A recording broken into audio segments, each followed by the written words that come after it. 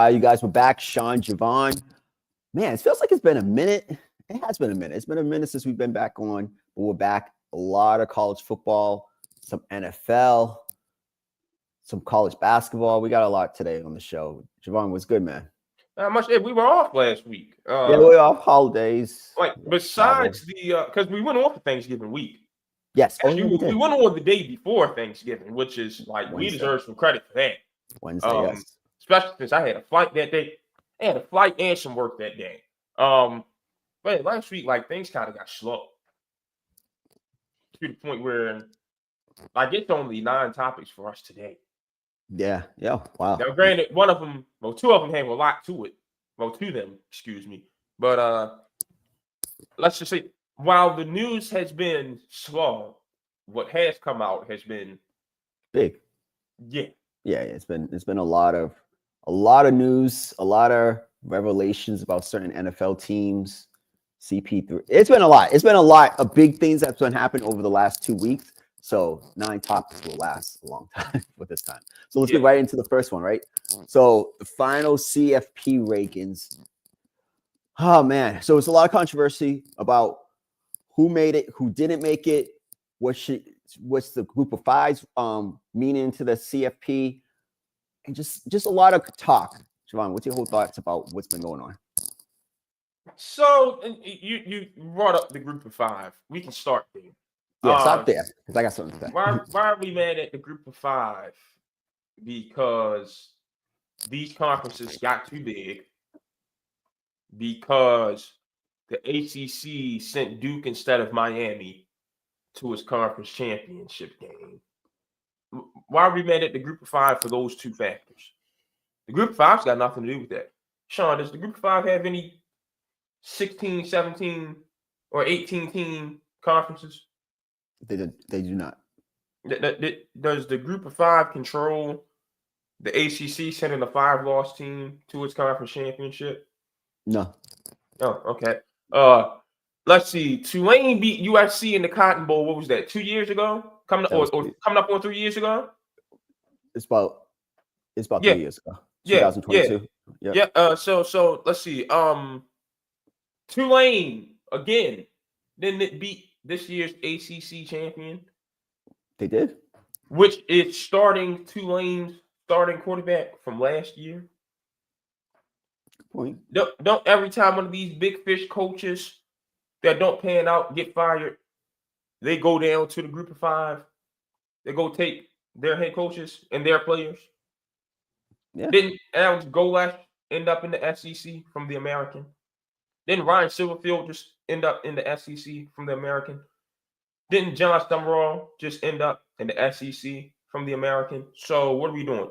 Then UCLA just hired Bob Chesney to fly all the way cross country from James Madison to be its head coach.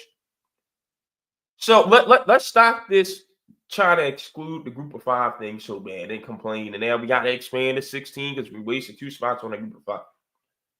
Group of 5's been beating Power 4 conferences for a long time. Mm-hmm. It started with Boise State back in that Fiesta Bowl. Saban, you acting like Utah didn't kick your ass back in the day. So let's calm down on that. Number 1. Number 2, all this arguing and stuff about who made it and who didn't.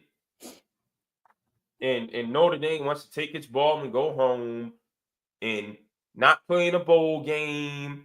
And from now on, if they're in the top 12, they're sure to get in. Notre Dame, no one has any sympathy for you. Number 1, you should be in the Big Ten, but you want to maintain your independence and your schedule alliances with the ACC because you're afraid of Ohio State and Michigan. Call it like it is. No sympathy for you. Number 2, you played 3 teams all year long. Miami in the playoff, you lost 2. A&M in the playoff, you lost 2. And then you beat USC, which was at no point in time this season ever close to the playoff. They were always going to be in the teens in the final top 25. You didn't deserve to make it. The argument ain't Notre Dame, Miami. They complain that the ACC has done damage with it to its relationship with us, singled us out, boom, boom, boom. Miami's a full-time member. Miami's the member they've been waiting to dominate its conference or join Florida State and Clemson as the triple hierarchy of that league. What are they supposed to do? Bow down to you?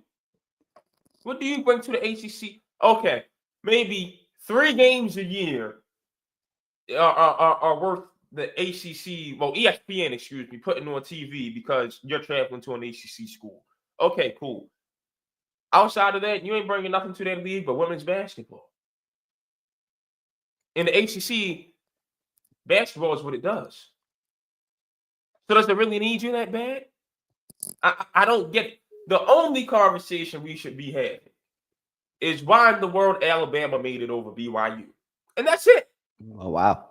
That is the only conversation that should be had right now. Bama and BYU should have been the conversation for the last at-large bid. That is it. The only thing I would say, and I'll go backwards from what your points were, I do think the time for because not everybody has a conference championship game, so I don't think it should hurt Bama that they beat Georgia early in the season during the regular season, and they did get embarrassed. They did get embarrassed in the SEC championship game, but should that hurt them that they're playing an extra game over these teams that don't? Yeah, no, you can't set the precedent of your conference championship game hurting you. Yeah. However, yeah. if you just did it for BYU, I ain't doing it for Bama. No, but BYU lost.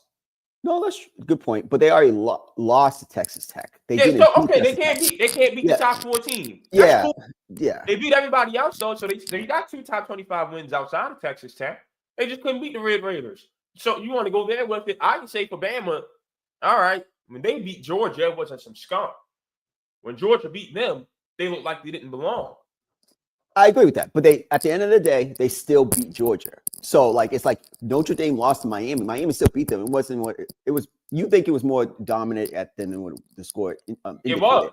And so, fine, that's fine. But a win's a win if you win by 1 point, if you win by 30 points, right? So I don't think we could be like, oh, well, this and that. Yes, Alabama looked horrible. And I agree with you. If Alabama lost to Georgia in the beginning of the season and they got stomped out in the championship game, they probably wouldn't have made the championship game anyways with that loss. But yeah, Ole Miss or A&M would have been in. Yeah. Yeah, exactly. So my point is that, okay, I'm okay with that. I'm okay with your BYU point. If Bama did not beat Georgia in the beginning of the season. Yeah, I'm not saying I'm mad at Bama being in over BYU. Okay. I'm saying there's an argument to be had. That is it. Yeah, I think the rest of it is indisputable. Definitely an argument to be had. All right, so back to Notre Dame. So the only thing, and this goes into the group of 5 thing too. So I'll just combine both of them. My only thing is, right, why do we like the NCAA tournament? Because realistically, you could go on a run. Any team who goes in it has a chance. It might be a small chance. It might be a big chance. Of the 68 teams that get in, yep. How many have a 60 have a chance to get to the Sweet 16. Okay, and that's why we love it. That's why we love it. Let's call it Space Big. It's the best sporting spectacle event that we have besides the Super Bowl, in my opinion. So besides that, the only thing about the CFP being at 12 is Tulane, they have no chance. James Madison has no chance. So whoever is playing them in the first 2 rounds, in the first round, most likely than not, it's going to be an automatic win. And I just think that's what at the end of the day, you have to expand it. And because what are you going to do? Just have a group of 5 playoff and then the Power 4? Maybe you should just do that then, and that's what you want to do. But it's the 12 best teams, and this is my thing for Notre Dame. Can we say that Notre Dame is one of the 12 best teams in college football right now? Yes. Do they have a legitimate shot to win a national championship? Yes. Because again, I understand those first 2 losses, but it wasn't like they lost both of those games by 10 points each, 20 points each, 30 points each. So they only played 2 playoff teams, and they lost to both of them. So why is it okay for us to automatically assume that Tulane and James Madison can't get a win, but Notre Dame can't? Notre Dame already played 2 playoff teams. They played a French playoff team, lost, and a guaranteed playoff team and lost. So why are we switching up the logic? Who says Tulane can't beat Trinidad Chambliss and Ole Miss? I think that is very winnable. That spread should not, if that spread is double digits, 16 and a half. Yeah. Yeah. No, 17 and a half now. I'm hammering Tulane. Whoa, they played this earlier this year. They did. And they got killed. They lost the second time around. Okay. All right. That's fine. But the first time was I don't know the score, but it was like 42-14 or something like that. The first time Tulane was coming off the Duke win, and Ole Miss won by 35. Yeah, absolutely right. So yeah, absolutely right. So but it's the second time around, so I'm gonna hammer that 17 and a half, right? But again, like I said, if Notre Dame has already lost to 2 playoff teams, why aren't we saying they don't have a chance? I must, again, saying they don't, it's like saying never, and I don't use the word never. But it's a small chance that those 2 teams have a chance to upset their opponents in the first round. It's a bigger chance that Notre Dame has the chance to actually beat Ole Miss. And so it's the 12 best teams in the tournament, and I think that should be the goal unless you expand it, because you can't have Tulane and JMU making it. We would not have this problem if we didn't have these 18 team, 16 team, 17 team conferences. So all these complaints, are they valid from our standpoint? Sure. Ask me if I care or if I've got any sympathy, though. I know you don't. I know you don't. College football has done it to itself. These commissioners, these ADs, these television networks, Fox and ESPN primarily, they've done it to themselves. So I don't care. Like, whatever goes wrong with anything in college football these days, chicken's coming home to roost. I don't care. They done it to themselves. Like, you're not going to get any pity tears out of me.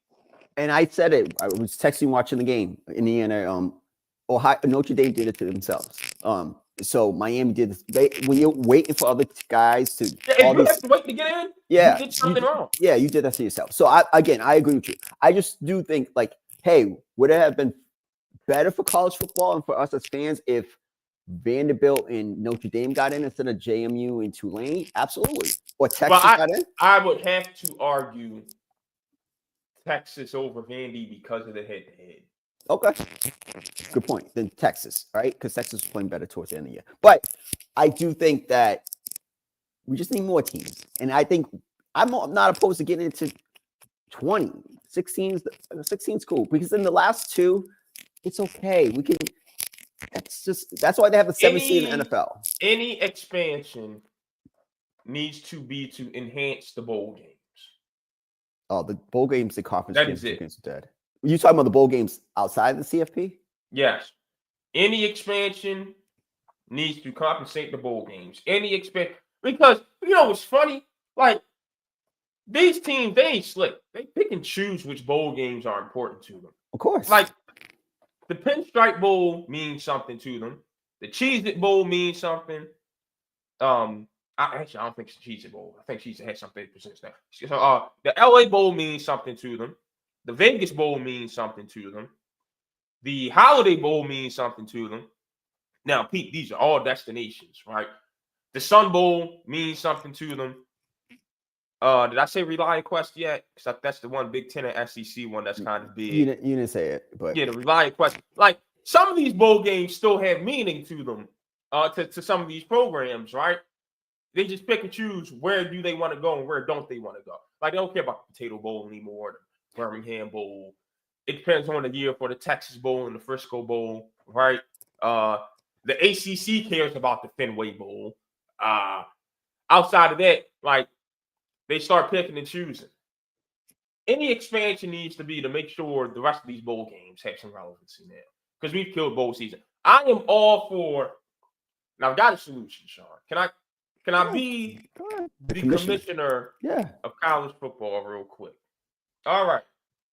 We are currently at 136 FBS teams, right? I have a proposal. We need to make Army, Navy, and Air Force independent again and add some teams to the FBS to the point where we have 15 10-team leagues. 10 team. All based on region. Everybody would play how many conference games, Sean? So if it's 15, 10 teams, everybody play two. Not two. They play 8. Everybody would play 9 conference games. 9 10-team leagues. Yeah, okay. Everybody would play 9 conference games. And you can expand this however far you want to where every conference champion gets in, just like they do in the FCS, just like they do in D2, just like they do in D3. Mm-hmm. And you can have as many at-larges as you want. I'd be fine with a 32-team playoff. If you were to go to this, all these bowl games are incorporated because that is 16 games in the first round, 8 games in the second round. So you're already at 24 bowl games. 4 in the next round, so you're at 28. 2, 30. That's 31 bowl games right there that means something. Make every bowl game.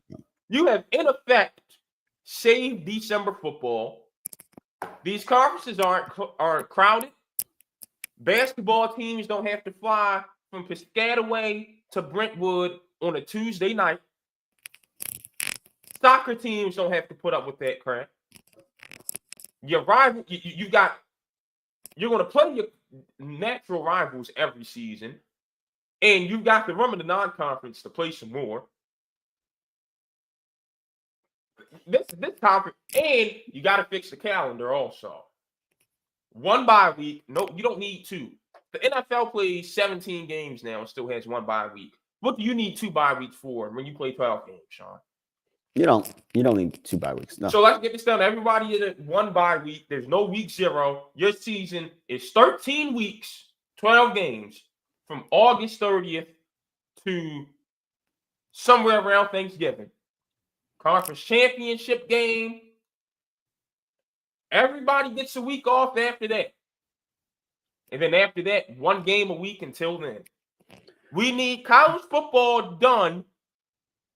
If you can't have it done by New Year's Day, it needs to be done as close as possible to it. College football should not be played in the second semester. Can we get rid of conference championship games? Not in this model. Okay. This is your key to getting into the playoff. Okay. It's the automatic bid. Okay. I see. So let's do that. No college football in the second semester. The only football I want to see in the second semester, Sean, is a spring game. Okay.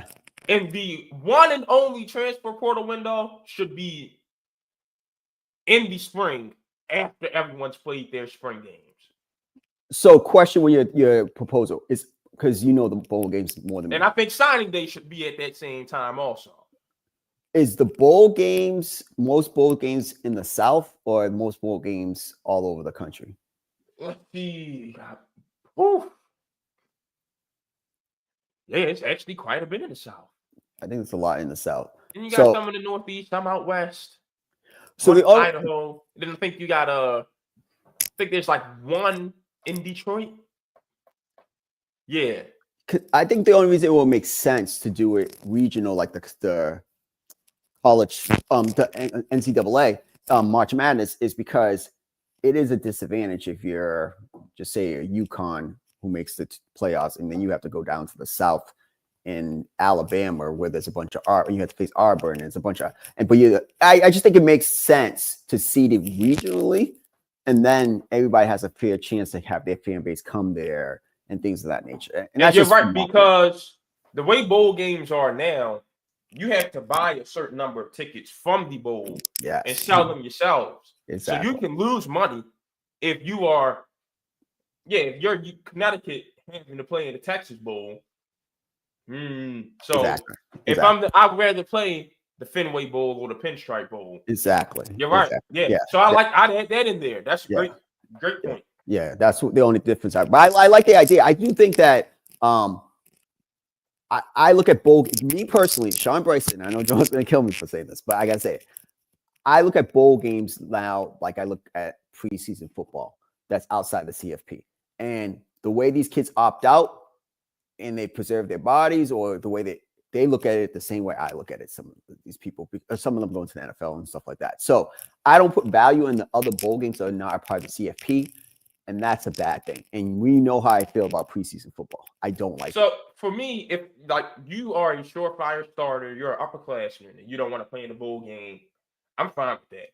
I don't think there's any AD or head coach in the country who should be saying we don't want to play in the bowl game, because you get extra practices for your underclassmen and for your guys you need to see, are they going to be ready to contribute next season or not?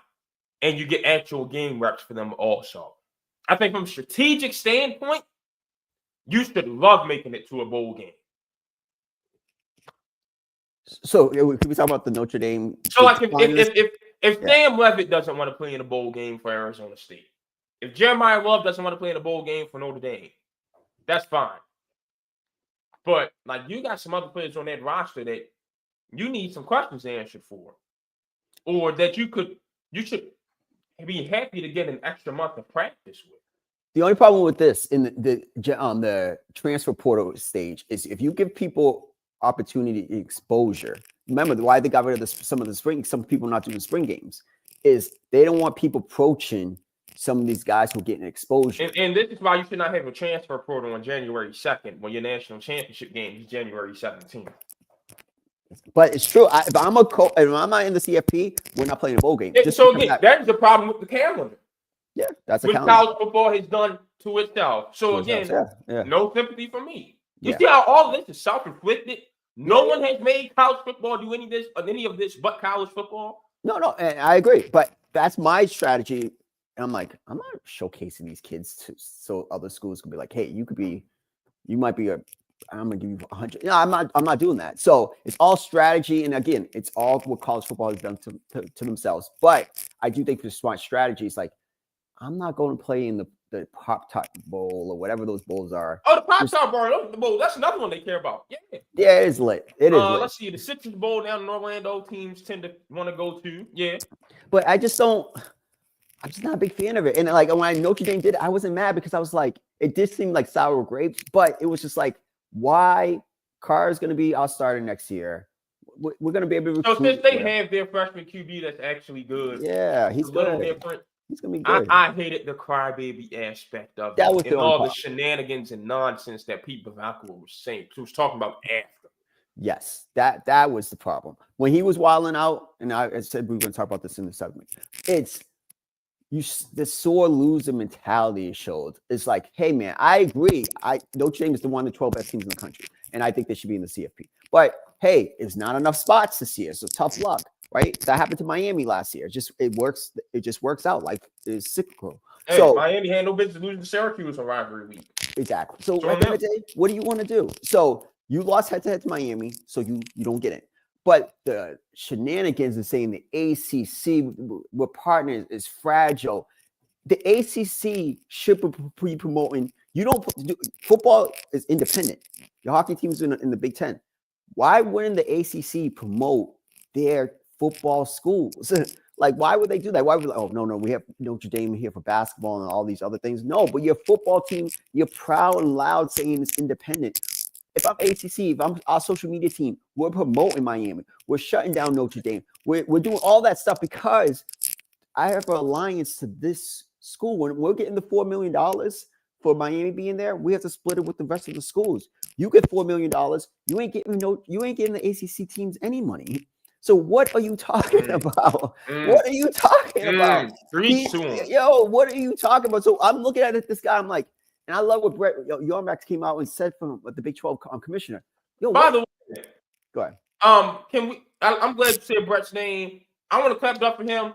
He's been a better commissioner than Bob Bowlesby was in Bowlesby's last few years. He's been doing an amazing job. He fixed up for his conference. He does not bow down to the SEC or the Big Ten. He has found his niche. Like, hey, football, y'all got to do what Texas Tech did and buy your rosters. Or you got to be Brigham Young and really know how to do the homegrown thing. Like, they've got their strategy for football, but he has embraced, we are a basketball conference. We're going to be the best basketball league in the country every season also. Hats off to what Brett Yormark did down there in the Big 12. Yeah, and so I thought what he said was profound, and I'm like, this guy looks like an idiot. He's just going on a promo tour. I understand ride for your school, but just I haven't heard Marcus Freeman say anything. I haven't heard him come out. Like, come on, it's just the sour grapes. Listen, you have one of the best head coaches. I think one of the top 10 head coaches in the country. You got a freshman quarterback who looks like he could be a top pick in the draft in a few years. You have pieces. Notre Dame will be back next year, and you guarantee a spot if you finish in the top 12. Relax. But just a promo tour, man. Javon, I couldn't co-sign it. I was sick of him. I was like, I heard him, Dan Patrick. I'm telling there. I'm like, yo, who is this guy? I didn't even know what he looked like. That is the college football persona. Like, no one has done anything wrong to you, but you go, "Woe is me," and you go on a whole publicity tour. Yeah, like a few short months ago, I was on the other side of it. So But the thing is, at the end of the day, what is this promo tour going to do? It's not going to change you get into the CFP. You already said your season's over. 2025 is over for Notre Dame. Focus on recruiting. Focus on, hey, we're going to have a solid roster. We got a quarterback. You'll be fine. But just the promo tour, I'm like, come on, man. It's like he's being a politician or something. And speaking of promos, Manny Diaz, did you really think you were going to make it to the playoff off of being a champ? I couldn't believe listening to him Friday night. Oh, no, Saturday night. Like, Manny, no. But no. It is funny, though. The year he finally wins the conference championship is the year Miami finally makes it into the playoff. It is. That was ironic. That's my advocacy against college conference championship games. So the next year, Duke would have got in. There was 8-5. Come on, man. They shouldn't. That's on the ACC. You didn't have your two best teams in there. They do whatever you got to do, but I don't want to see that crap. You got to fix the tiebreaker scenario. I don't want to see that crap. I'm just done. But guess what? That's only the thing because you got 17 teams in there, no divisions. Not everyone's playing everyone. So hey, yeah, they got to figure that out. But all right, Sean. A lot of moving pieces going on. We know the big stories Lane kept in the LSU. Try to get it out the way. Yep. Another one, playing victim. You did not have to take the LSU job. No. So Ole Miss is not entitled to letting you coach for them. And your players called you out for lying, saying that they begged for you to stay and coach through the playoff. All of them called you on your BS, Lane. Once again, Lane Kiffin has shown who he is, the unlikable prick of college football. I can't wait for LSU to go down in flames because this is the James Franklin of the South right here. And it's just going to be funny to watch it all crumbling down. I wish Pete Golding nothing but the best in all the luck in the world at Ole Miss.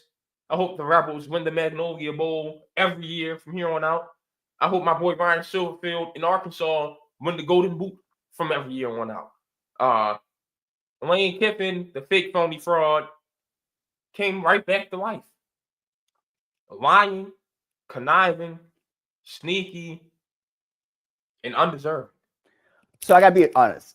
First of all, I thought Ole Miss should have promoted Charlie Weis Jr. as the head coach over Pete Golding to maintain some stability with our offense. Because I think that's what they stand for, what they stood out for in the Lane Kiffin years at Ole Miss. So, Javon, so you tell me you wouldn't have taken the LSU job? I want to see it through. I want to see. That's just me personally. No, I get that. I understand why you take the job. Yeah, it's just my thing is don't go acting like Ole Miss is obligated to letting you stay. No. I agree with that. The AD and the president was right. Be like, hey, you either coach or you here or you don't.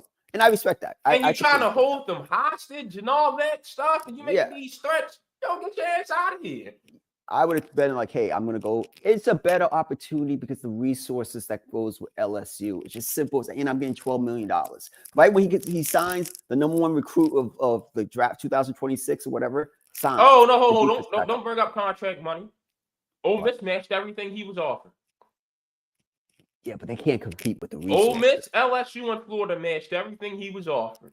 The money-wise, but they can't compete with the resources-wise. What resources?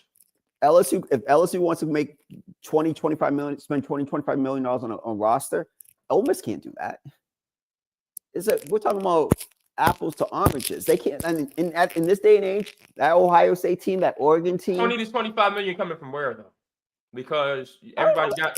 everybody's got the luxury of revenue share money now. And NIL collectors aren't supposed to directly pay your kids. It's supposed to go through a third party. So 20 to 25 coming from where? So you're telling me Nike doesn't have a That's my thing is we are at a point where everyone has a chance now because of the rules. Now, the NCAA doesn't want to enforce them. Again, another problem college football has created for itself. You get no pity for me. But like these connected. If you're the NCAA, why are you letting these schools openly promise NIL money to these coaches? They ain't supposed to have nothing to do with that. It's like when you know something's going on, but you don't want to publish. It's like the steroid era in baseball. We know what's going on. It's just we're gonna turn a blind eye. And we're gonna talk about that today, by the way. Yeah, we definitely. I saw that Jeff Kent topic, but my thing is just like, come on. When people are like, Pete Carroll told him, Nick Saban told him, Ole Miss is great, and what he did in Ole Miss was amazing. I wouldn't have gone to Florida for Ole Miss. I would have stayed in Ole Miss. But LSU is one of the 5 best jobs in the country. You got to be able to do, and you will be able to recruit consistently. And Lane could coach. I know he hasn't won the big game, so I agree with you with that point. But he's going to have some of the best classes in that and down there. He's going to bring some swagger and bravado over there. They've been missing since Edge Orvejon. And so I'm just a big advocate of. I like Lane as a coach, and I just don't knock anyone for doing what's best for them. Because if it was me, I'm going to go and take the money. It's the way you go about it, Sean.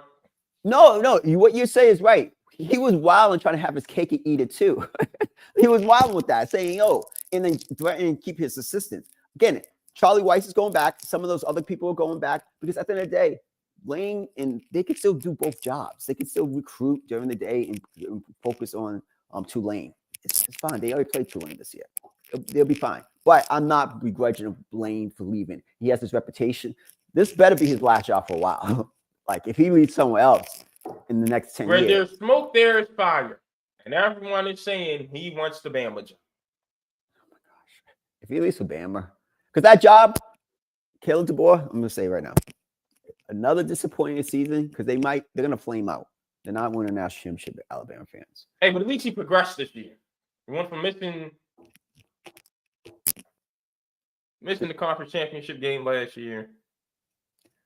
Playoff this year. Javon, the swagger's gone.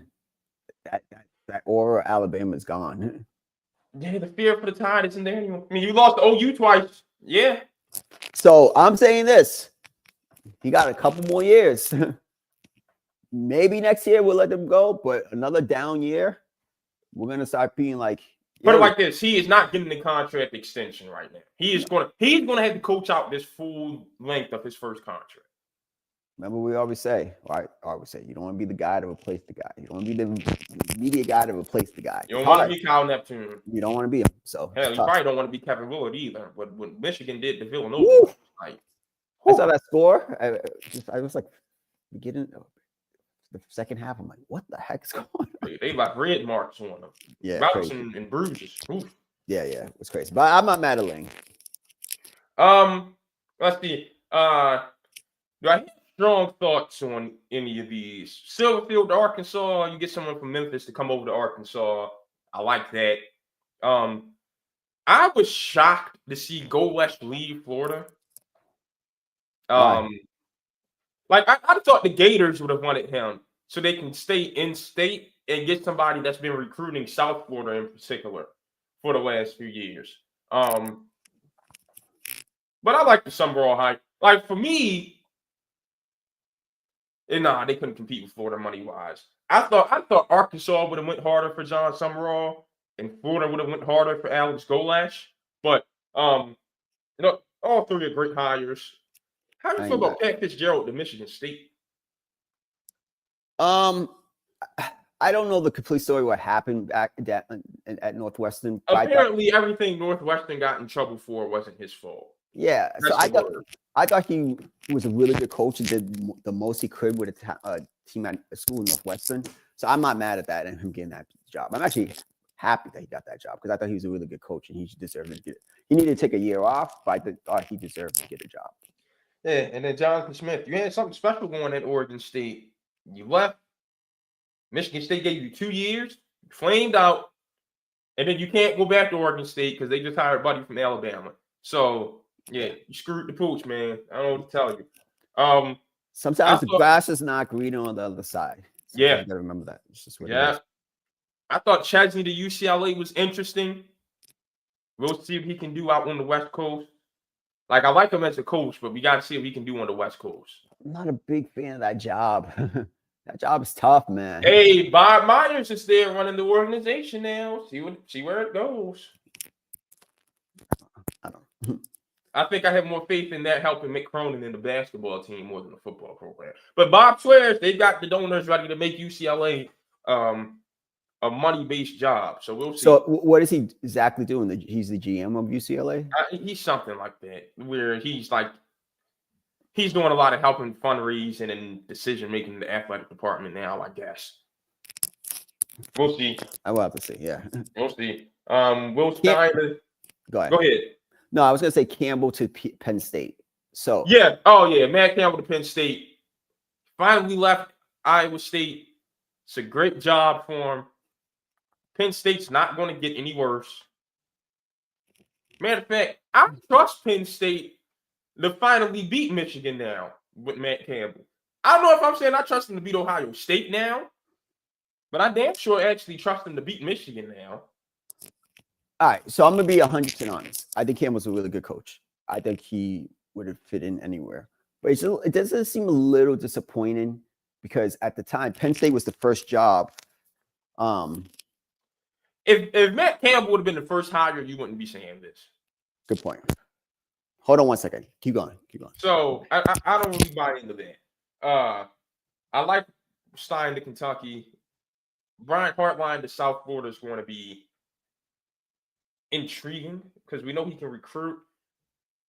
He played for the Dolphins, but that doesn't mean he's got roots down there. Like all of his roots and college experience is in the Midwest. But South Florida's spending money now, so we'll see. Billy Napier to James Madison, right back in the Sun Belt. Sun Belt Billy. I think the Dukes will be just fine. Colin Klein back at Kansas State will be all right. Love Charles Huff to Memphis. I think all those teams, the American that lost their guys, are going to be perfectly fine replacing them. Jason Candle to UConn. Toledo couldn't keep Vince Karras to stay over as head coach. But Candle to UConn is going to be good. So they're perfectly fine losing out on Jim Mora because Candle's going to do the same thing for UConn that Jim Mora did for them. We'll see if leaving for Colorado State bites Jim Mora in the ass because I don't know how good of a job that is these days. Like, I would you got to think of who you're competing in that region. Like, I guess Colorado State's getting more money from the new Pac-12 TV deal, but I don't know. I probably would have stayed at UConn. Me too. I don't think I'd have took the Colorado State job. Like, I think the next 4 years are going to be way more kind to Jason Candle than they are to Jim Moore. He built them back up. I think it's a better, like, I understand going to the Pac-12 and, like you said, the money, but I would have stayed. But the Pac-12 ain't the Pac-12. It's just the Mountain West. Exactly. It's not the same. Not the same at all. All right. Any of those that you wanted to touch on? The only thing is Napier going to James Madison. Yeah, I think they're going to retain everything they had under Chesney. I really do. That's something about Billy. That's how he got Florida. He better stay there. He better stay in Sun Belt. Yeah, next time move up to the American. You got to take some steps. Yeah. Build your way back up. But yeah, everybody else, let's wait and see. But that was just Campbell. I was shocked South Florida didn't go after Billy Napier or didn't land him at least. I like Hartline. I'm happy he got an opportunity this time around. I didn't think it was going to be this small. I thought his first job would be in the Big Ten. I really did. Yeah, good point. Good point. I thought Penn State was a candidate, but he probably was a candidate, but he just didn't get the job. I wouldn't feel right going to coach for the rival.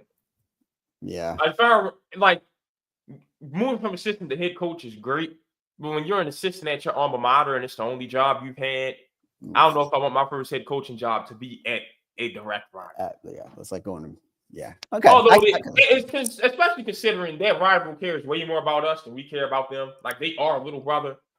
It just that's a job. My homeboys be looking at me crazy, but I'd be like, nah, I can't. I ain't taking that job. I do think that in 2 years he'll be on to bigger job at some point. 2-3 years.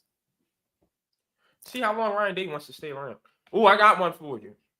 If Shimon Moore's gone after next season, which should be a conversation, your heart line, do you commit that sacrilege? Can I ever go see my family in Ohio again? Everybody got to move up north. Yeah, we got to move north to Ann Arbor, Detroit, somewhere in Michigan. Can I ever see my family again? That's the question. That's the number one question that I'm gonna have. Yeah, you got to get them out. They gotta be on the plane with you. Yeah, they gotta be gone. All right, Sean, there's a conversation that you said you wanted to have after Sunday's slate of football.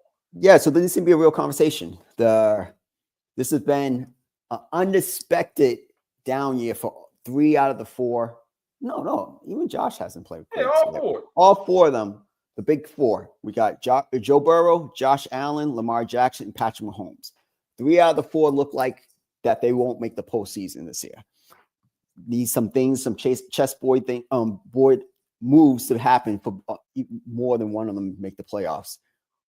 We need to have a real conversation. Javon, what's the conversation that needs to be had about these big 4 right now? Well, let's break each team down. Each team, what their problem is. And then we'll come to our conclusion of the conversation that needs to be had. Because I told you what my conclusion was. Yeah. Same with me. The Bengals are going to miss the playoffs again. Joe can't stay healthy. And the defense is just straight up garbage. Yep. Garbage. Lamar Jackson can't see the football field. Been telling you all this. Did the film breakdown on this show. I remember He can't see the football field, and his 2 guards are bad. Falele can't protect in the pass game. Voorhees can't protect in the run game. And he's got an offensive coordinator who, for some reason, does not want to just keep feeding Derrick Henry at the moment. I don't know. Still doesn't have a number 1 receiver. Defense is bad. Like, the Ravens are just a bad football team. Mm-hmm. And Lamar Jackson's part of that problem. Like, and Joe Burrow is part of the Bengals' issues because he can't stay healthy. Yeah. But when he's on the field, he's balling out. Oh, he was balling on Sunday. Lamar Jackson, on the other hand, is part of the Ravens' issues and has been. We already know Josh Allen's the fake phony fraud. This is supposed to be the year for him to win the Super Bowl, and he's not going to. On top of whatever issues the Bills have. And then with Mahomes, he doesn't have an offensive line. He doesn't make magic happen. Which, to me, we finally have something negative to say about Mr. Mahomes. Because we've seen all 3 of those other quarterbacks make it do what it do with rations on the O-line. So, Patrick, do you need... I'm not going to say he needs everything around him because we've seen him make it work with decent O-line and some subpar receivers. But, at some point, you got to overcome the O-line obstacle too. My bottom line is, though, and 2 of these guys are in the same division, in Lamar and Burrow. For that, the story of that whole division is every team, all 4 teams, need a new head coach next season. Yes, I said that. But the story for these 4 quarterbacks ain't even about them. It's about the ownership and the front offices of those teams.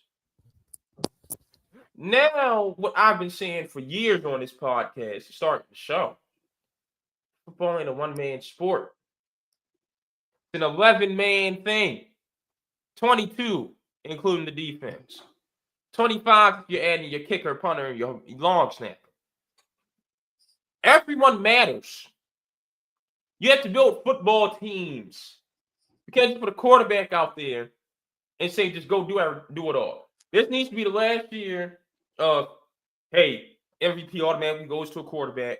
Because I've been saying for years that it's the most dependent position in football. And it is showing with your league's 4 best quarterbacks this season. Stop just handing them the MVP. You do not win a Super Bowl with just a quarterback. These teams need to stop being lazy. Get up, do some damn scouting, stop being cheap, do your damn jobs, and build actual football teams. Eric DaCosta, you better not use 10 draft picks in one draft ever again. Trade them things. It's ridiculous, man. That's all I got to say.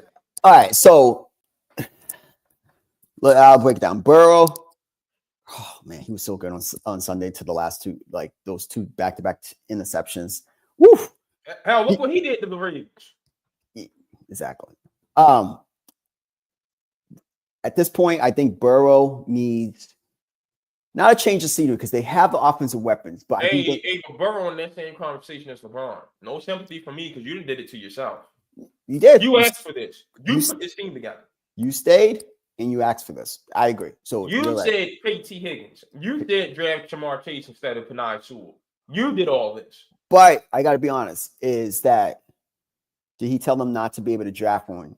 They haven't hit on any draft picks. Now you're right about that. You're right about that. At that point, if you want to go big on the offense and pay all your guys like the Eagles did, you better hit on the defensive side during the draft, which the Eagles did over the last couple of years.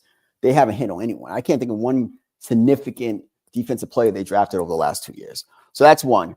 So he might have to start looking at alternative places in the next year or two if they can't get. But I do think that Zach Taylor needs to be gone. So that's one. Lamar, biggest disappointment. Ravens' biggest disappointment for the NFL season for me this year. That was my Super Bowl team against the Rams. I thought Lamar would be in the MVP conversation. By the way, the MVP conversation is down to Stafford and what's my boy? Running back from the San Francisco 49ers. I'm drawing a blank right now. But those are the 2 MVPs. And then third, Josh. Huh? McCaffrey. Yeah, McCaffrey. What the hell was I thinking? Third, Josh. This is your year, man. This is your turn. Out of all the quarterbacks. So last Sunday, I'm sitting here watching the end of the Chiefs game. I'm like, wow, the Chiefs really might not make the playoffs. 99% they're not going to make the playoffs. So I'm looking at it. I'm like, who's the teams right now in the postseason? And I was like, yo, Josh is clearly the best one in the AFC. This is his year. I don't care if he has to go on the road. They should be favored in every playoff game against whoever they play because they have the best quarterback. And none of these quarterbacks compare to Josh Allen. It's your year. Same pressure we put on Lamar the last couple of years. This is your year to go to the Super Bowl. I don't think you beat the Rams. I'm not saying that. This is your year for you to go to the Super Bowl. And last but not least, Patrick Mahomes. I believe this. That's why I'm a big believer in like trends at the end of the season. So last year I saw the Chiefs were like 10-1 in 1-score games or something like that. And I always thought, I'm like, that's going to reverse at some point next season. Maybe they'll go back to 4-4, 5-4, or whatever the case may be. And they revert it to they're like 1 or 2 and 8 or 9 in 1-score games this year. That's not sustainable football. The days of the dominant Kansas City Chiefs, that's gone for right now. They have to find a new iteration of this Chiefs team. They have a really good defense, a top 5 defense. But Mahomes definitely they put a lot of football these years. Doesn't look like Mahomes of 4 or 5 years ago. And his style of play is not Brady or Manning, or especially Brady with the quick short passes. So I think this might be a reprieve. It actually might be good for the Chiefs that they take a year off, kind of rebuild themselves, get some more rest, things of that nature. But that 1-score game, when I saw the stat, I was like, I remember seeing the stat last year. I'm like, you can't possibly keep winning games like this. That's not a sustainable model. Something like this happened because we do the NBA stats, and I saw something for the NBA team in clutch games last year compared to clutch games this year. And I'm like, That's not a sustainable model to win. And I got to give you your credit because you are big on, hey, you lost a lot of clutch games in 24. It's going to flip for you in 25. That is your thing. That's my thing. You're consistent with, hey, you kept winning them and ain't going to keep up for 2 years in a row. Yeah. It can't. And so that's the story of the Chiefs season. All these close games have flipped on them. And then that's why they're not going to make the postseason. And I can't lie, John. I don't know about you. I'm excited for the postseason this year because I think the NFC. Who's going to win? I think the Rams are clearly the best team. Huh? That's the best type of playoff when you don't know who's going to win. No one's going to win. The AFC is so wide open. It's good for the league. There's no clear cut. Even though Buffalo has a lot of flaws defensively, they just have Josh Allen. CBS's darling. So I think I don't know who has the Super Bowl this year, but I think CBS will love. Oh my God. I think NBC has it this year. Yeah, NBC has packed winner slate this year. Yeah, NBC has it this year, and then Buck and Aikman will finally get it on ABC next year. They should be I actually do like Romo and Nance, but if Buck and Aikman can have it every year. I'm cool off Romo. If Buck and Aikman can have it every year, I'll be the happiest guy ever. That is the best team in football. That's the best team in football. Hey, I told y'all Tom Brady was not that bad in the booth. Now everybody's showing him love this year. I told y'all he was not that bad. He's good. I enjoy Tom now. He was a little rusty before, but we got to give him time. It's like anything in life. But Tom is much better this year. Much better this year. But and over on the CBS side, their number 2 team of Iron Eagle and J.J. Watt, good. It's better than Nance and Romo right now. Nance is a legend, man. Man, that's cool. Greg Gumbel was a legend too, and they moved him down to the second team with Dan Dierdorf in his last couple of days. Then they actually, my fault, because once Dierdorf retired, remember they moved Greg Gumbel down to like the 4th team? Yeah. Yeah, they did my boy Greg wrong, man. He said, man, forget this. I'm hosting a studio show for college basketball, and that's it. And that was it. Yeah, he was done before he passed. But yeah, that's my thing on the Big Four, and it's good for the league because I think it's a foregone conclusion every year, even me, that one of these 4 will make the Super Bowl. And still, Josh, this is your year. I'm gonna keep saying it. The pressure is on. I've been big on Josh on this podcast. I've been big on Josh to be like, hey, this is the guy. He's one of those guys. If you don't get to the Super Bowl with this type of, I don't care who is. No offense to Denver and the Patriots, that's the number 1, 2 seeds. I haven't seen them do it. And they have 2 second-year quarterbacks. I got to see Denver do it in the playoffs. Yeah. New England, I got to see beat somebody, period. Like outside the Bills. Like that's the Notre Dame of the NFL right now. Just played no one this season. Right. And they play Sunday against each other. The 4th seed, Pittsburgh versus Buffalo. I'm picking Buffalo going into Pittsburgh on a Sunday night game. Man, Buffalo been whooping Pittsburgh ass for so long. It's all set up for Josh to get to the Super Bowl. That's it. By the way, just off of geography alone, I do think the Bills and Ravens should swap divisions off of geography. But at some point, the Ravens, Browns, and Bengals and Steelers, they all hate each other so much. Like the way just like the Cowboys and the Eagles and Washington and the Giants hate each other so much. You're fine with the Texas team being in the NFC East. I'm fine with how things are in the AFC North. But technically, if you look at a map, Sean, the Ravens on that 95 corridor make more sense for the AFC East than the AFC North. And if you had to swap a team, it would be Buffalo because Buffalo is in the Great Lakes. Then what are you going to do with the Miami Dolphins? Miami's in the bottom of the map. Miami belongs in the daggone Southern Division. Yeah. Hey, no, y'all got its own geographic issues too, but they get paid. They're professionals. The division rivalries are great how they are. But bottom line, Josh Allen get it done this year. That's it. He's not going to. And I'm gonna be on this podcast talking about boy. Ooh, I'm be honest with you. I hope they get us. I hope he goes out on a Sunday because I'm not going to be able to wait a full day to get on. I need him to go out on a Sunday so I can get on here Monday morning. I can't. I don't even want to show up that day. I'm probably. You don't know how. I'm planning. I got to plan it out right now. Just how much of a fool I'm gonna act. I got to find something I'm going to wear. I think I might pay for overnight shipping of the jersey of the opposing quarterback when they lose. And wear it on this show. What am I gonna say? Yo, I have I could stick up for Josh as much as I want. Like last year's AFC Championship game, I didn't think it was his fault. Even the other AFC Championship game. But this year, with all the teams I looked at that roster, the only team I think is fearful in that playoff bracket is the Texans. And we'll talk about them soon. If you don't get to the Super Bowl this year, Josh, I can't defend you anymore. This is matter of fact, I can say this. I'm mad at Lamar and Burrow. This is you guys' opportunity. Mahomes is not even going to be in it. Oh my gosh! Technically, the Ravens aren't out of it, but I don't trust them to do a damn thing. They play Pittsburgh again. They play Cincinnati this week, Pittsburgh again next week, and I got them losing to Cincinnati on Sunday. Me too. That defense is so bad. It's over for them. Yeah, this needs to be the end of John Harbaugh. Yeah, and DeCosta. Get a new regime. The way they played, man, I'm about poetic justice. That team don't deserve to make the postseason. No, they don't. They don't. And if they do get guys like Marlon Humphrey out your locker room. Mm-hmm. You need to go pay for an elite pass rusher. And man, you need two offensive guards. You need another outside corner. Man, it's just so bad in Baltimore right now. So real quick, you know probably better than me. The crabs they got in the Old Bay seasoning on them these days. The shrimp undercooked. The chicken boxes, they ran out of wings. They giving you breasts now. And it's baked, it ain't fried. It ain't good. They using tomato sauce instead of ketchup on the Western fries. It ain't good right now, Sean. It ain't good. So if the Ravens win out, do they make the postseason? Yeah, they do.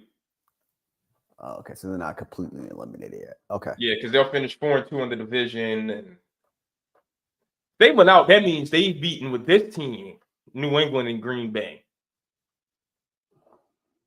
at the right time. I have confidence in them if they do that, because that's momentum. Okay, and then they'll be the 4 or 5 against Buffalo. Because Buffalo's going to be the 5th seed, so the 4 or 5 will most likely be Buffalo. If they win Sunday, it might be different, but whatever. They'll face probably the AFC East winner, second place team. Actually, yeah, Sean, I said it's Cincy this week and Pittsburgh next week. No, it's Cincy this week. They play Pittsburgh the last game of the season in Pittsburgh. Yeah, they finished their season at Cincy, home against New England Sunday Night Football, at Green Bay and at Pittsburgh. Ravens ain't making the playoffs. They might. I'm rooting for them to go 0-4. Not they ain't doing 0-4, but they would. I'm rooting for a 6-11 season. Good draft pick, and you get Harbaugh out of it. Whew, 6-11, yeah, and woo for this team. And I got so many people that are Lamar Jackson fans and not Ravens fans. Yeah. And I'm gonna talk so crazy too. My own brother included. Sean. This dude got on Instagram and wrote a whole paragraph about Lamar Jackson yesterday. I was ashamed of him. I mean, you'd have thought he was Dylan Gabriel's girlfriend, bro. It was bad. I mean, he got to the point he's talking about some man, and there's people who talk about Lamar's passing. You get on 2K with them, and they can't even make the right pass on the fast break. I'm like, bro, you really in your bag. 2 days ago, he snapped at me, man, you ain't nothing but a hater that sit behind the laptop. I watch film. I'm like, bro, wouldn't you become some football spot? You ain't the only one who watch film. I did a whole film breakdown of Lamar Jackson. Like, I'm talking that brother defending Lamar like he done known him his whole life, and I'm some dude off the street, bro. Like, it's bad. That's how he gets with his athletes that he's a fan of. That's who his favorite basketball player is, Sean. LeBron James. You see what I mean? It's a thing. Everybody know. You say one thing about, you can automatically assume who is and who ain't. Yeah, you know who. But I'm making stuff up. He went on a rant on Twitter. On Instagram. Boy, I was so disappointed. I said, bro, this is top notch for you. I said, yeah, you get that from our mother's side of the family. That ain't, that's the half brother in you, Sean. Yeah, that's that. Yeah. I said you get that from your pop side or something. I don't know. I ain't got that in me. I can't lie. Lamar has been disappointing this year. I can't justify. There's no ifs, ands, or buts about it. Like, we talk about Jalen Hurts and how he's been missing guys. Lamar's been horrible. Lamar just said, hey man, listen, I said a couple, what was that, 2-3 months ago? I was on here talking about the black quarterbacks. I'm telling you, hey, y'all making us look bad, man. Y'all are giving the ammunition to the you can't consistently win with the black QB argument, bro. Y'all got to do better. Have some pride for the race. I can't lie. Out of the top 4, he's probably been the worst out of the guys this year overall. He has been. Playing, yeah. You look at Jalen Hurts. Anybody could have won with that Eagles team last year. Yeah. Anybody. Yeah.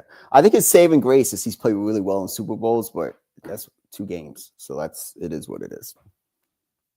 All right, Sean. Now here's the team I love to bag on. The Clippers. Always going to be little brother. Can't get it right. It starts with how you did Blake Griffin back in the day. Yep, did him dirty. And now you send Chris Paul out of town?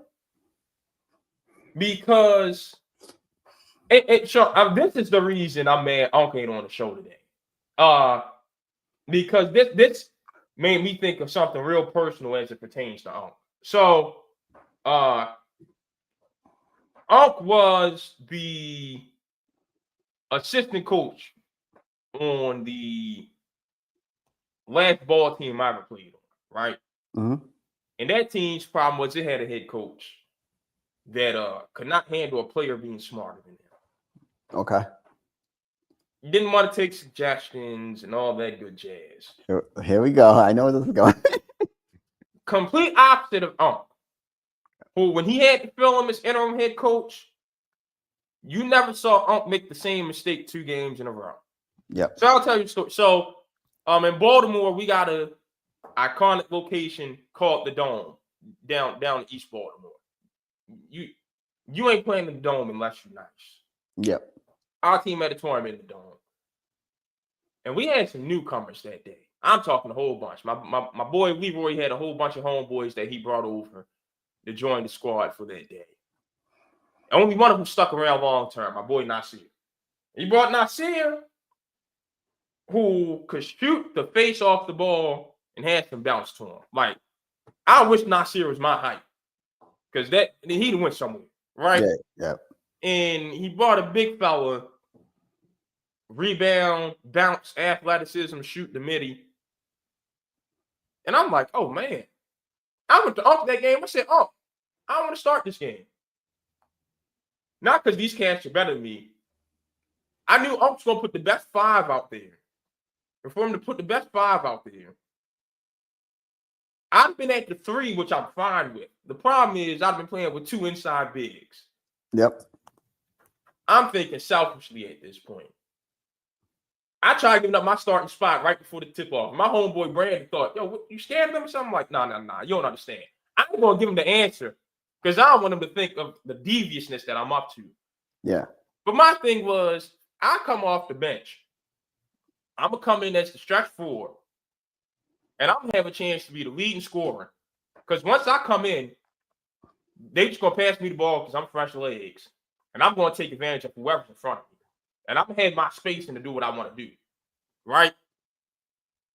And so that didn't happen. That was the first mistake. Second mistake was Unc can use his timeouts right that game. And the third mistake is he did not let Nasir stay in the game long enough to catch a rhythm. He's in there showing us he can shoot while he's in there. I mean, pregame warm-up showed me the dude can shoot. And Unc kept taking him out. And had he stayed in, we'd have won that game. After the game, Unc owed up all of it. None of us even had to say anything to him. Wow. Next game, Unc coached. 0 substitution, 0 problems at all. Right? Why am I bringing this up? Because the Clippers sent Chris Paul on his way because he's one of the smartest ball players of all time. And Ty Lue and Jeff Van Gundy didn't want to take suggestions from him. Y'all need to learn from Chris Paul what it is to be a Clipper. And you know, I like Ty Lue. I love Jeff Van Gundy. You sent him on his way because he was telling y'all you need to switch some stuff up on defense. And because he was holding guys accountable on a team that needs it. I'll be honest, I don't trust James Harden to be the leader of my team. Mm-hmm. I can't listen to Kawhi Leonard's the leader of my team because he's never around and he's quiet. You mad at him for having pride in his franchise? Make no mistake about it. When you talk about the Clippers, you're talking about Chris Paul, Blake Griffin, Bob McAdoo, and it stops there. Because that's all the Clippers ain't been worth 2 dead flies smashed as the franchise historically. Facts. And you sent him home for that. You don't deserve nice things. You never will have nice things. You'll always be a bottom barrel franchise. Simple. All right. So I just got to come back and say a few things about what you just said. What were the Clippers last year defensively? Very good team. They were 4th in the league defensively. 4th in the league. Right?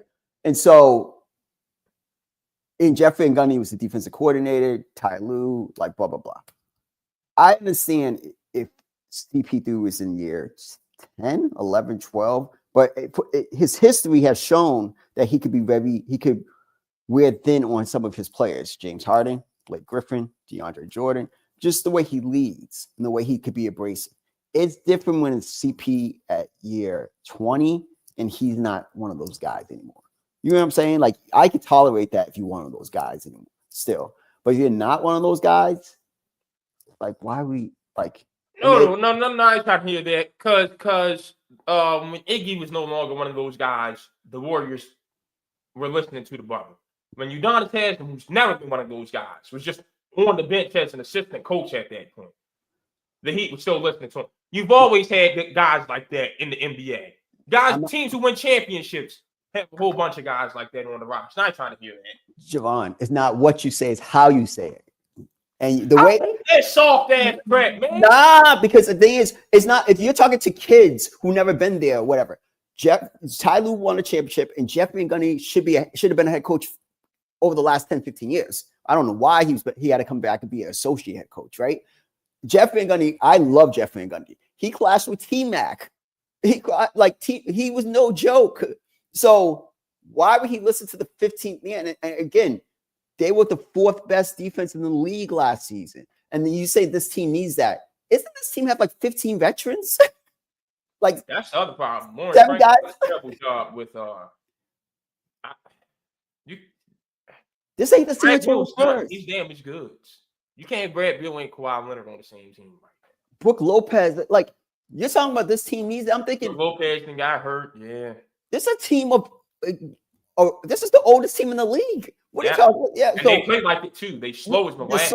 Slow, like third or 4th in pace right now. Worst pace in the league. So, because I just did a Clippers note like last week, it's bad. Like, so that's my problem. Is like, yeah, I understand last year with that young San Antonio team or those young Thunder teams, but get in when you fit in. This year, last year, just enjoy your ride. You wasn't gonna win the title. That ain't Chris Paul, bro. That ain't Chris Paul. Then you should go retire and on a retirement tour. And I'm going to win with my franchise that is supposed to have the pieces to do it. All right, then why did he go? Why was the reason Chris Paul went home? For what I just said. No. Retire with. Oh, you said, why they sent him home? Oh, no. Why did he go home? It was to be close to his family who lives in LA. If he wanted to lead like that, why go to a veteran-laden team? Go to a team, try to force. You couldn't go back to San Antonio, but try to go to a younger team that you could have that leadership role, even if he wasn't playing. Last year he played 82 games, he was sufficient. So, but he went to a team that was. First of all, James Harden was one of the top 2-3 players on that team, and him and James clashed. So James had it just didn't make sense to me. You said you wanted to run it. You wanted to come back home, be with your family. Just chill out. Like, chill out. You wasn't playing anyways. Chill out. That team is a really bad team. They need what I would do is I would try to trade Harden and Leonard, recruit some asset. I know everybody doesn't want OKC to get a top 5 pick. If OKC gets the number 1 pick this year, I just saw the other day the Rams could get the number 1 pick in this draft this year because the Giants pick. I'm thinking, damn, the rich get richer. By the way, take Mendoza, you get the number 1 pick with the Rams. But yeah, it is what it is. If OKC gets AJ DeBanster, they're gonna be good for the next 5-10 years anyways. It is what it is. So yeah, I just didn't like. I just don't. If they already know how to run a successful situation, the problem is not the coach. You said the right name, by the way, the banter for OKC, because you can Okay. go you when you're avoiding that luxury tax. Hey, Jalen Williams, appreciate you. You can go. We rocking out with Caruso at the 1, Shea at the 2, the banter at the 3, and we ain't going miss a step.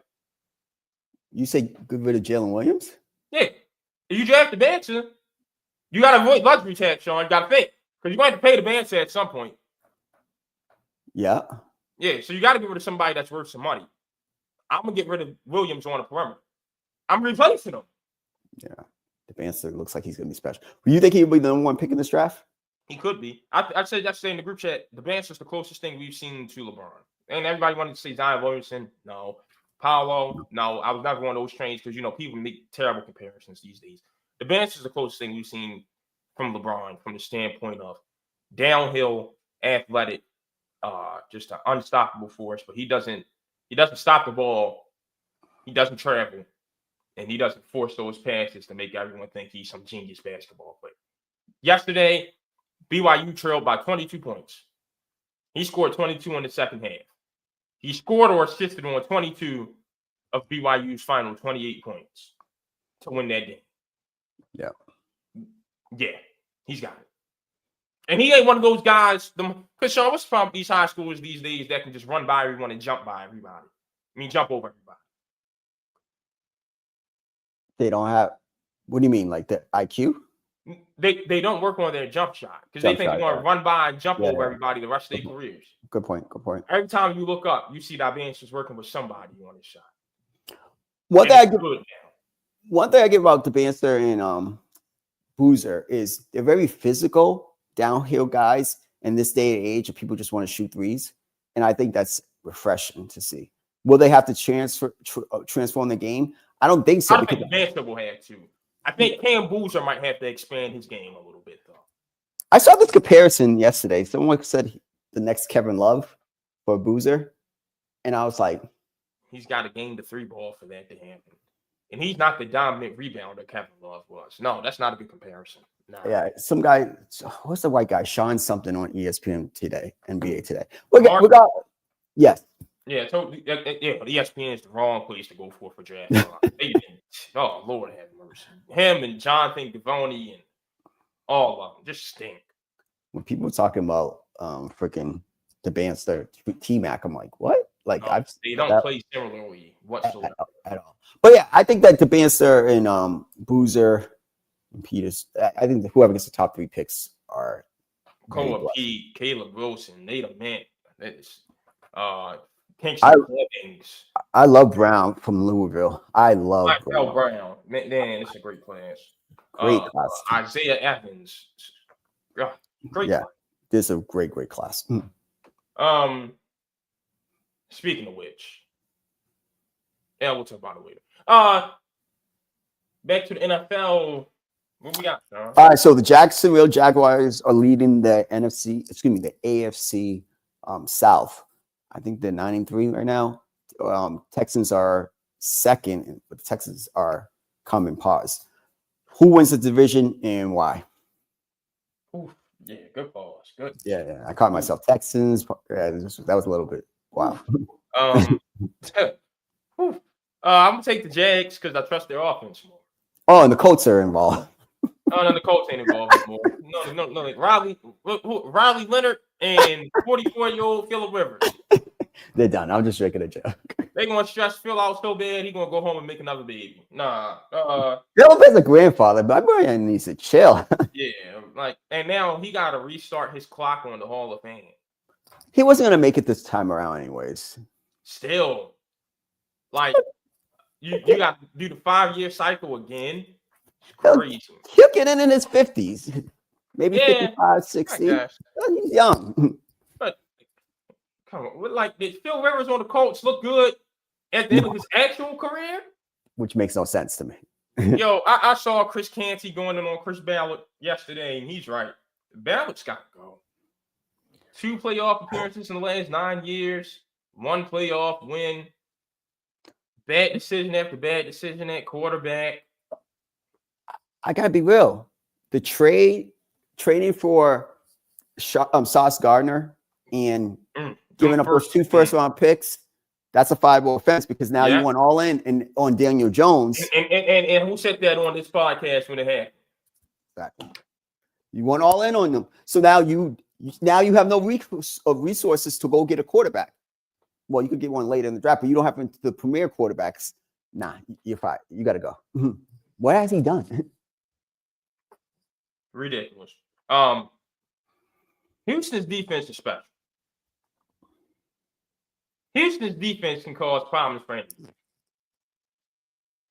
I don't know if C.J. Stroud's going to hold up his end of the bargain. Just have not seen it from him. Ever since he started linking up with Michael Parsons, he ain't been the same player. So Houston's defense, like I text you, is probably the best defense I've seen since the Baltimore Ravens 2 years ago. And that defense can win you a championship. Is it good enough in this AFC, except for Josh, like I said, is it good enough to stop any of these quarterbacks who are going to be in the postseason in the AFC? Yes. Even Josh will have issues. If CJ was just even CJ from last year, I'm gonna pick the Texas. His rookie year, CJ. I'd be picking Houston. Picking Houston. I think they're good enough to get to the championship game. Just how great this defense is. It's just what happened. Like I think it's good for the league because people get too hyped after 1 year. It's like no, let's have a career. Like Justin Herbert's still trying to find. This year's been better, but finding his pace. Like let's stop crowning these guys who haven't done this. The big four and there's everybody else right now. When Matthew Stafford's up there too. But so I would say that I'm picking the Texans to win the division, and I picked them as the bigger threat. And I see them as the second biggest threat in the AFC right now, behind the Buffalo Bills. I don't believe in Jackson. I can't go that far. Damn. That's how much faith I don't have in that offense. Yeah, the offense is bad. And this isn't the Baltimore Ravens 2000 defense. It's a really good defense, but it's not the 2000s. But I do think they're good enough in a weak AFC because I think the AFC. I don't think you will ever win a Super Bowl with a Trent Dilfer again. I really don't. What? I have this question. Can he play like Jalen Hurts at moments in the postseason run? I don't know. So if he could play like Jalen Hurts, like those 2 out of the 3 postseason runs, they can get to the Super Bowl. Like I said, it's all up to CJ.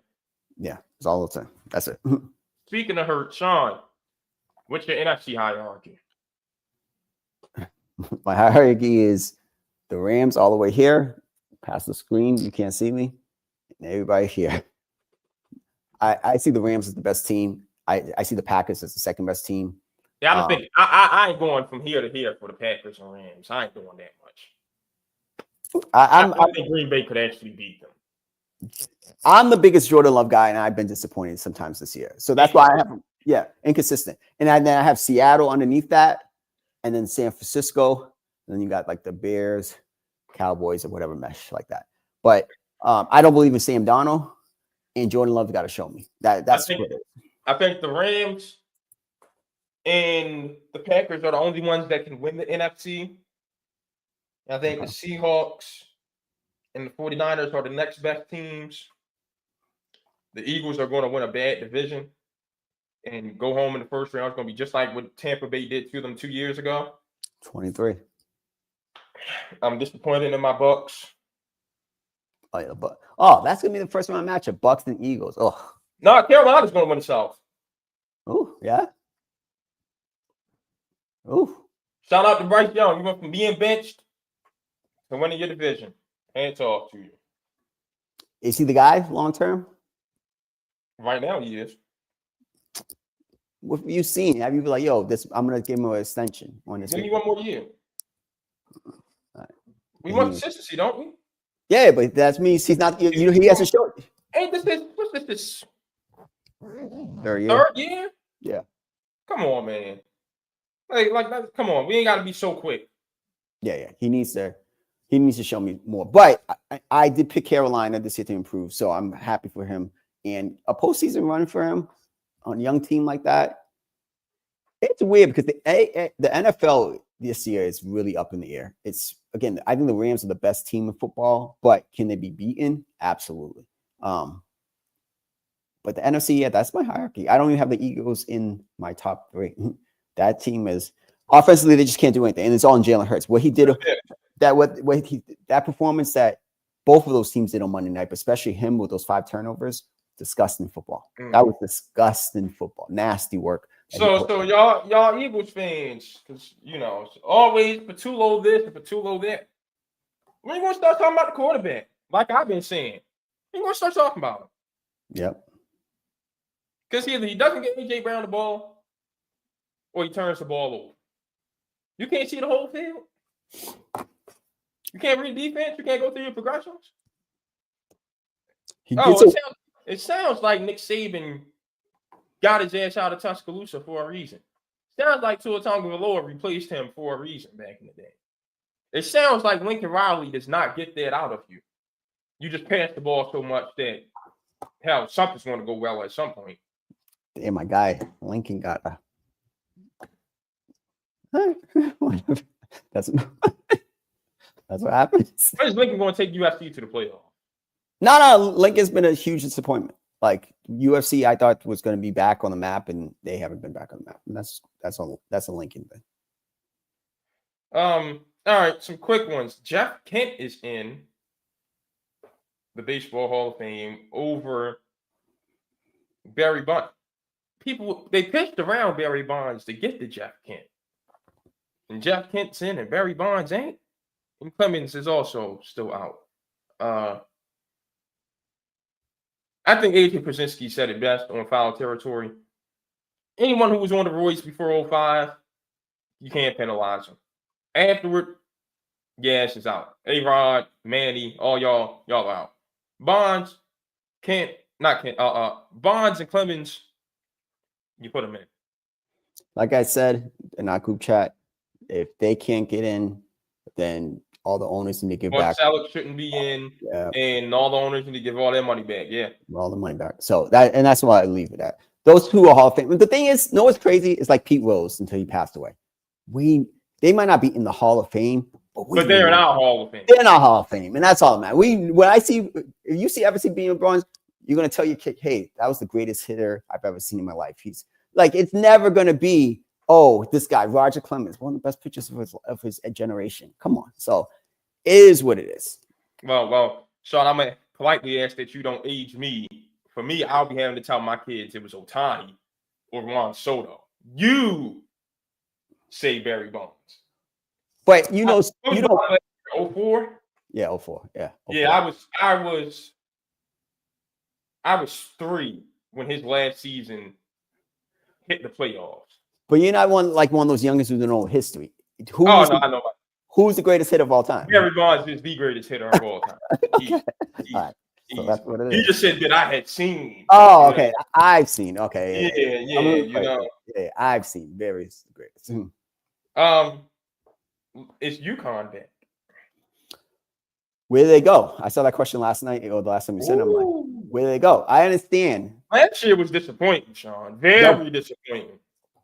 John, they won back-to-back national championships, first time since the Florida Gators, the beginning of 2000s.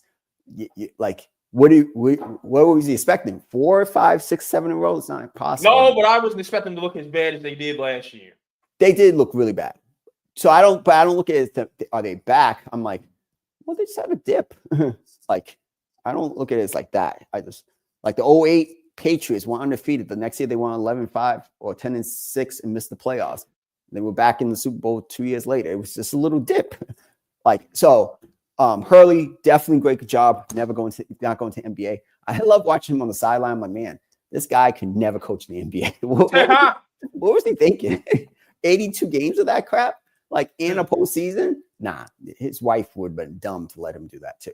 And so they didn't go anywhere. I do think that they're talented enough. They're one of the top. They're my top 5 of best schools to win the national championship this year. Yeah. Back with the same grip. Carabans looks like he's in, I thought he was a pro anyways, but he definitely is proving his stock to me. Like he should be late first round, maybe early second round pick. I like this team, and I like where Hurley is as a college basketball coach. Yeah, they got their guard in solo ball. They got their wing in Alex Caravan. And I love Terrace Reed down low. You want to talk about a hook shot that you can't stop? Oh, it was beautiful to watch yesterday. We got to talk about the Mots of Florida too. Oof. Yeah, that game was more about Florida to me. Yeah, Sean, I told you I ain't a Boogie Fland fan, and Boogie Fland is like the number one problem Florida has. On top of Todd Golden didn't recruit enough on the perimeter to space the floor out. Boogie Fland's an issue. And Xavier Lee, he was doing good yesterday. He was doing good until he took that dumbass air ball towards the end. And that was it. The guard play in Gainesville has just been so frustrating to watch. Yeah, it's like it seems like Golden got away from his formula. Like they won last year doing it one way. It's like, all right, now we're about to just go spend money and get a bunch of names. That's what I was going to say. See what it does for us. And you see what that's doing for them, and you see what that's doing for Kentucky right now. Yeah, I think it was way too many. They want too many big name hunting. But yeah, Boogie Fland, he looked like an NBA prospect, but that guy should be a 4-year. Not to me. Yeah, good point. You should be a 4-year guy. Some guys, same with the kid Wagner. Some guys just come into the league, come with hype. Wagner might be all Calipari products. Ain't that funny? Damn, Calipari gets a shot. The truth. Yo, but shout out to Calipari for what he said about these guys with grown men. I do think the age of college sports, it seems maybe kids are staying long because of NIL, but it's why is Tusi getting ready to play Syracuse football? I don't know. Tusi's 25, 5'8", $160, slow as hell. I have nothing to say. Any bets before we get out of here? Yeah, so a few. I like Buffalo this weekend in New England. They minus 1.5. I think Buffalo wins that game. I like Cincinnati. They get minus 2.5. I don't think that game is as close as people think they're going to be. And I love 9.5 points is a lot, but I don't think Arizona scores a lot on Houston. I'm taking Houston for the points. Oh, so you got a big spread this week too? Yeah. I got one. Seattle's getting the 2 touchdowns against Indy. Oh, yes. Taking that. Easy. Jamar Chase touchdown against the Ravens, and the Steelers embarrassed the Dolphins on Monday Night Football. Minus 175 is a great price because they're going to dog walk Miami. It's going to be cold and it's going to be physical. And we know when Miami plays in that combination, they look like a daggone rec league team. Real quick before we go, Pittsburgh's a physical football team now? They're going to be more physical than the Dolphins. Okay. And then another thing, we got to give people credit. Mike McDaniel has done a good job, and he will be the head coach next season by turning that team around. We'll see. I think a late season collapse is imminent. Guys just don't like Mike McDaniel. I got to give him some credit. All right. Well, that's all we got. We out of here. Next week.